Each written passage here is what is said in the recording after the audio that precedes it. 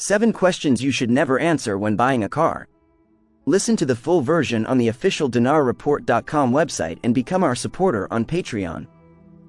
Unless you live for the wheel and deal, car dealerships can be an intimidating place for potential buyers. Not only are you entering an unfamiliar territory inhabited by experts, but there's a lot of pressure to make the right choice. Expensive to buy and maintain, worth less and less with each mile driven, car ownership can be both a burden and a necessity. According to Kelley Blue Book, the average new car price was a record high $48,644 in June 2024, just $266 more than the month before and $307 lower than in June 2023. It might not always be possible to enjoy the car buying experience, but you can certainly reduce anxiety by knowing what you want and keeping certain information close to your chest. Read on for 7 questions you should never answer when buying a car. How much do you know about cars? When it comes to a major purchase, never put yourself at a disadvantage. If you're planning on spending thousands on a new vehicle, you have to do your research. That said, even if you know less than nothing about cars, don't let a salesperson know. Dealers are trying to sell cars as eagerly as you want to buy one. Get a good idea of what you want, check reputable website rankings, and don't buy any car you're unsure of. It'll remind you every day of the mistake you've made. A salesperson wants to make the biggest commission possible. To do that, they want to take the reins and guide you through the process on their terms, not yours.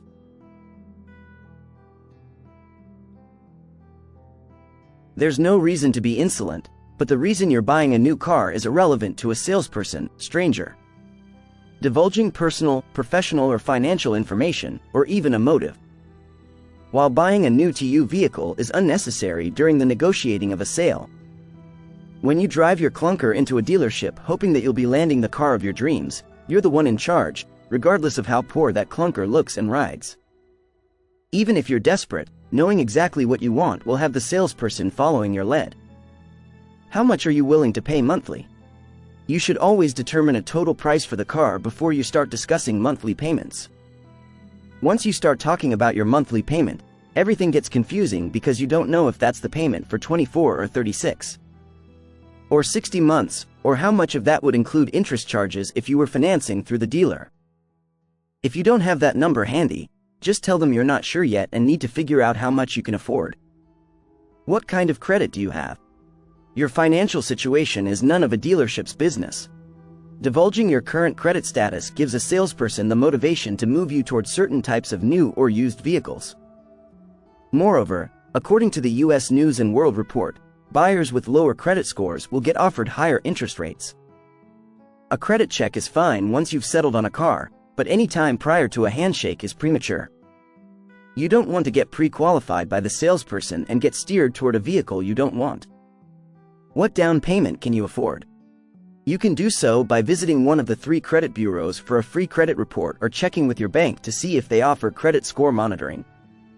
It's important to find out your credit score before walking into the dealership. Again, you should be deciding on what car you want and the total price before providing separate financial expectations to a car salesperson. There are also numerous free apps and websites, like Credit Karma, that can retrieve your score in exchange for some personal information. If your score is on the lower end, avoid divulging it until you've decided on a car and are ready to talk financing.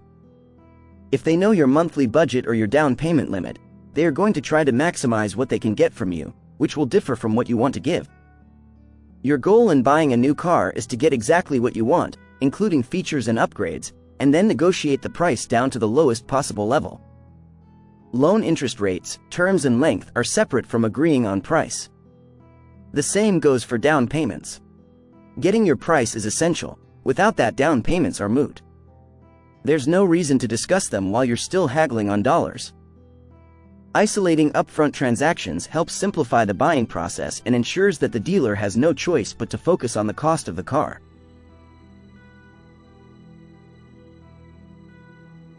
Selling the same product to different buyers at different prices, based on their willingness to pay for the product, as a way to maximize profits is called price discrimination, and all car dealers engage in the technique. As the FTC noted, price discrimination is generally legal, unless based on factors such as race, gender, sexual orientation, or religion. but that doesn't mean you should disclose your income because of it. If a buyer works a minimum wage job, dealers will be less likely to upsell than if they were dealing with a corporate executive. There's no need to lie, just be vague. If you're a cardiologist, just say you work at a hospital. How much do you want for your trade-in? Like new cars, the used car game is hot. Dealerships are always looking for trade-ins to flip to new customers. But, once again, you don't have to show your hand to dealers when trading in your old car. It may go without saying, but you should always err on the side of caution when negotiating with someone whose livelihood depends on getting you to buy. The more numbers you have in the game, the more chances they have to manipulate the final price or monthly payment, stated U.S. News and World Report. If you're trading in, don't mention it. If the dealer asks, just say you're considering it, or that you haven't yet decided.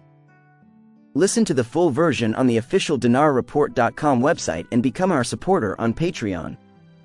Source: Dinar Recaps.